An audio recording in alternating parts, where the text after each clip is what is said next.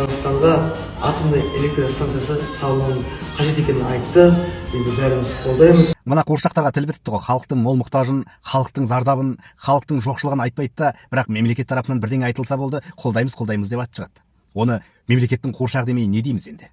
Осындай әнші, биші, сайқымазақтар халықтың мұқтаждарын ешқашан айтқан емес. Ал енді мен айтатын болсам, мен АЭС-тің атомный электростанцияның салуына түбегейлі қарсымын. Неге десеңіздер, бұның зардаптарын сіздер деген менен де артық жақсы білесіздер. Білмейтіндеріңіз болса, біліп алыңыздар. Атомный электростанция дегеніміз ол атом. Сол атом жарылса, адамдар да кетеді, жерде жермен жексен болады. Тарихтан сабақ алатын уақыт келді ғой. 1979 жыл Америкада атомный электростанция жарылды. Қаншама мың адам құрбандық болды. Сол 79 жыл жарылған жарылыс салдарынан радиациясын әлі күнге дейін жояр емес. Одан кейінгі атышулы жарылыс Чернобыльде 1986 жылы. Қаншама мың адам зардап шекті. Қаншама мың адам мутацияға ұшырады. Қаншама мың адамдар өліп кетті.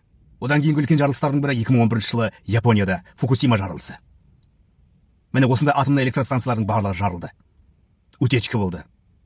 Халықтар уланды, мутацияға ұшырады. Адамдардың барлығы өліп, сол радиацияға ұшырағандар адам емес құбыжық туды. Өздері де құбыжыққа айналды. Оны біз де жақсы білеміз. Өйткені біздің Семейде полигонда испытание жасаған болатын. Соның салдарынан семейліктердің көбі мутацияға ұшырады. 2 басты бала дүниеге келді, 4 көзді бала дүниеге келді. Соның мутация, радиацияның салдарынан. Ал енді осы бізге керек пе тағы да? Біріншіден, бұл атомный электростанцияны салуға біздің қаражатымыз жетпейді. 15 миллиард доллар дегеніміз біздің түсімізге керек емес. Оны тағы да салу үшін қарызданамыз. Онсыз да қарызымыз жеткілікті. Одан кейінгі атомный электростанцияны ұстап тұру үшін қаншама мыңдаған тонна су керек. Ал бізде өзімізде Арал теңізі тартылды, Каспий теңізі тартылып жатыр, Балқаш өзені, тағы да басқа өзендердің бәрі тартылып жатыр. Өзімізде су тапшы болып жатыр. Ал ертең сол атомный электростанция салынған кезде содан шыққан өлі сулар, бәленбай мың градуста қайнаған сулар адамға пайдаға аспайды олар. Олар өлі сулар болады. Жаман айтпай жақсы жоқ, жарылыс болатын болса, утечка болатын болса, қаншама мың адам зардап шегеді. Қаншама мың километр жер бостан-босқа қалады иеленішсіз. Мына 86 жылғы, 79 жылғы, мына Япониядағы күні кеше 2011 жылғы болған жарылыс салдарынан қаншама мың километр пайдалануға болмайды. Улы, радиацияға толы жер. Мен негізі осыны депутаттарымыз айтама деп күтіп едім, бірақ депутаттарымыз үнсіз. Депутаттарымыз сызық басып кеткендерге, көшеде сиіп тышқандарға және Қытаймен сауда жасағандарға штраф салумен әлек. Ал халыққа нағыз керекті заттарды, халықтың мұқтажын, халықтың жанайқайын осылар неге жеткізбейді?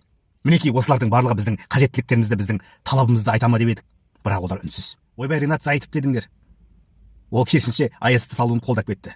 Бір аталарымыз соғысып дала қалдырды. Бір аталарымыз құрып қала қалдырды.